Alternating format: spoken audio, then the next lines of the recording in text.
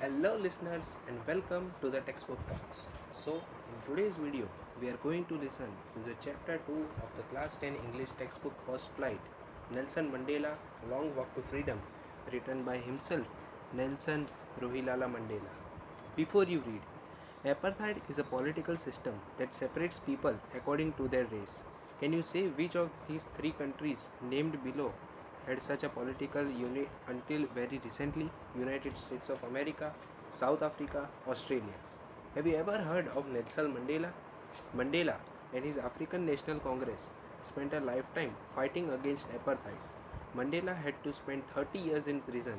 Finally, democratic elections were held in South Africa in 1994 and Mandela became the first black president of a new nation.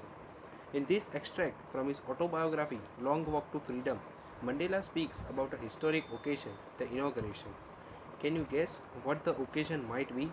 Check your guess with this news item from the BBC of 10th May 1994. 10th May dawned bright and clear. For the past few days, I had been pleasantly besieged by dignitaries and world leaders who were coming to pay their respects before the inauguration. The inauguration would be the largest gathering ever of international leaders on South African soil. The ceremonies took place in the lovely sandstone amphitheatre formed by the Union buildings in Pretoria. For decades, this had been the seat of white supremacy, and now it was the site of a rainbow gathering of different colors and nations for the installation of South Africa's first democratic non racial government. On that lovely autumn day, I was accompanied by my daughter Zenani. On the podium, Mr. D. Clerk, who was sworn in as second deputy president. Then Thabo Mbeki, who was sworn in as first deputy president. When it was my turn, I pledged to obey and uphold the constitution and to devote myself to the well-being of the republic and its people. To the assembled guests and the watching world, I say, today, of all of us do, by our presence here, confer glory and hope to newborn liberty. Out of the experience of an extraordinary human disaster that lasted too long, must be born a society of which all humanity will be proud. We, who were outlaws not so long ago, have today been given the rare privilege to be host to the nations of the world on our own soil. We thank all of our distinguished international guests who have come to take possessions with the people of our country of what is, after all, a common victory for justice, for peace, for human dignity. We have at last achieved our political emancipation. We pledged ourselves to liberate all our people from the continuing bondage of poverty, deprivation, suffering, gender, and other discrimination. Never, never, and never again shall it be that this beautiful land will again experience the opposition of one by another. The sun shall never set on so glorious a human achievement. Let freedom reign. God bless Africa. A few moments later, we all lifted our eyes in awe as a spectacular array of South African jets, helicopters, and troop carriers rode in perfect formation over the Union building. It was not only a display of pinpoint precision and military force, but a demonstration of the military's loyalty to democracy, to a new government that had been freely and fairly elected. Only moments before, the highest generals of the South African Defence Force and police, their chests bedecked with ribbons of medals from days gone by, saluted me and pledged their loyalty. I was not unmindful of the fact that not so many years before they would not have saluted but arrested me. Finally, a chevron of Impala jets left a smoke trail of black, red, green, blue, and gold of the new South African flag. The day was symbolized for me by the playing of our two national anthems and the vision of whites singing Nkosi Sikelel I Africa and blacks singing Die Stem, the old anthem of the Republic. Although that day neither group knew the lyrics of the anthem they once despised, they would soon know the words by heart. On the day of the inauguration, I was overwhelmed with a sense of history.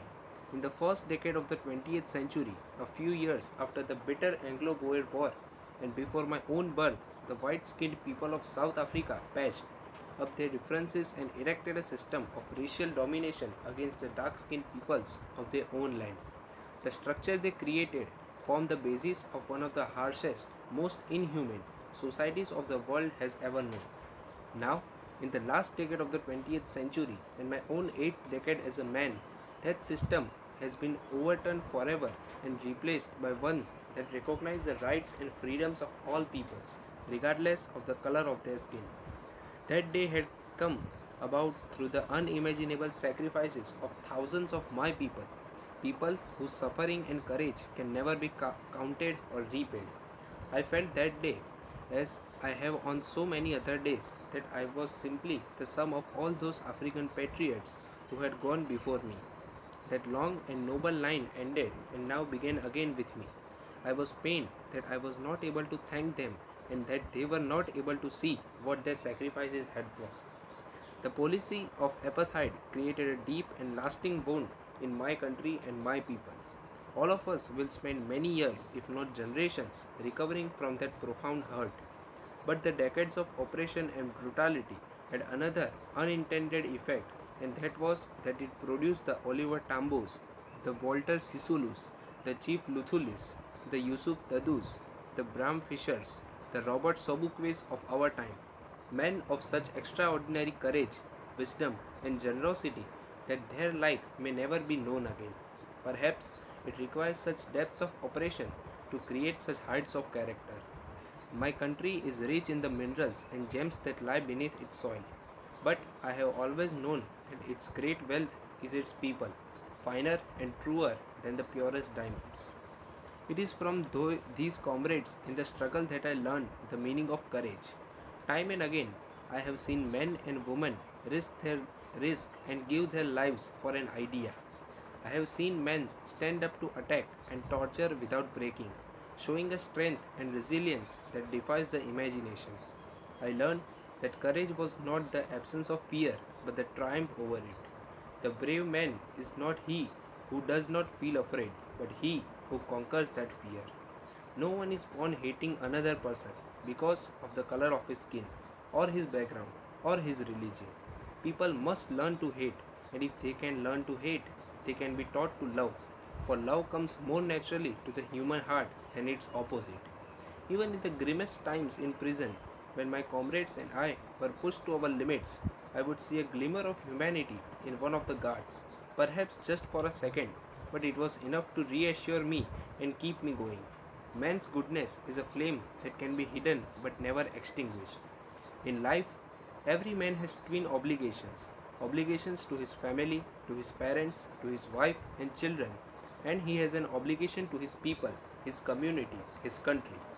In a civil and humane society, each man is able to fulfill those obligations according to his own inclinations and abilities.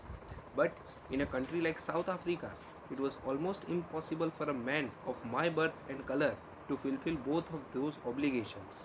In South Africa, a man of color who attempted to live as a human being was punished and isolated. In South Africa, a man who tried to fulfill his duty to his people was inevitably ripped from his family and his home and was forced to live a life apart, a twilight existence of secrecy and rebellion. I did, I did not in the beginning choose to place my people above my family, but in attempting to serve my people, I found that I was prevented from fulfilling my obligations as a son, a brother, a father, and a husband. I was not born with a hunger to be free. I was born free, free in every way that I could know, free to run in the fields near my mother's hut, free to swim in the clear stream that ran through my village, free to roast mealies under the stars and ride the broad backs of slow moving bulls. As long as I obeyed my father and abided by the customs of my tribe, I was not troubled by the laws of man or God. It was only when I began to learn that my boyhood freedom was an illusion, when I discovered as a young man that my freedom had already been taken from me, that I began to hunger for it. At first, as a student, I wanted freedom only for myself, the transitory freedom of being able to stay out at night, read what I pleased, and go where I choose. Later, as a young man in Johannesburg, I yearned for the basic and honorable freedoms of achieving my potential, of earning my keep, of marrying and having a family. The freedom not to be obstructed in a lawful life. But then I slowly saw that not only was I not free, but my brothers and sisters were not free. I saw that it was not just my freedom that was curtailed, but the freedom of everyone who looked like I did. That is when I joined the African National Congress, and that is when the hunger for my own freedom became the greater hunger for the freedom of my people.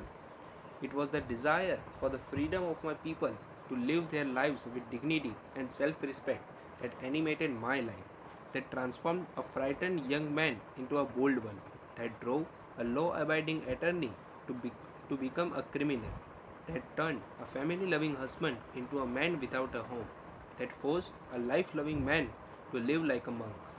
I am no more virtuous or self sacrificing than the next man, but I found that I could not even enjoy the poor and limited freedoms I was allowed when I knew my people were not free. Freedom is indivisible. The chains on any one of my people were the chains on all of them. The chains on all of my people were the chains on me. I knew that the oppressor must not be liberated just as surely as the oppressed. A man who takes away another man's freedom is a prisoner of hatred. He is locked behind the bars of prejudice and narrow mindedness. I am not truly free I am if I am taking away someone else's freedom, just as surely as I am not free when my freedom is taken away from me. The oppressed and the oppressor alike are robbed of their humanity. Thank you, listeners. We will meet I will meet you in the next video. Till then, bye bye.